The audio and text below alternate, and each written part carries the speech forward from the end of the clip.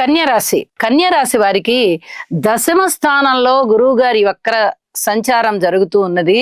వీరు పై అధికారుల చేత మందలింపులు తీసుకునేటటువంటి అవకాశం ఉంది.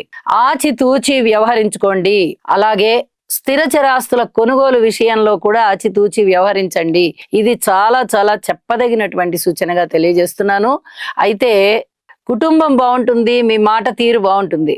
రుణ బాధలు కాస్త తగ్గేటటువంటి పరిస్థితి కనిపిస్తూనే మళ్ళీ రుణ బాధలు అనేవి కొంచెం పెరుగుతాయి. అయితే గురుగ్రహ స్తోత్ర పారాయణాల వల్ల చాలా వరకు మనశ్శాంతి ఉంటుంది.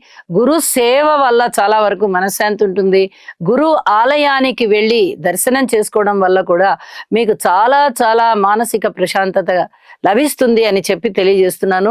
పరిహారాలు తప్పనిసరిగా చేసుకుంటూ క్రమశిక్షణతో వ్యవహరించుకోవలసిందిగా సూచన చేస్తూ, ఇప్పటి వరకు ఉన్న క్రమశిక్షణ కన్నా కూడా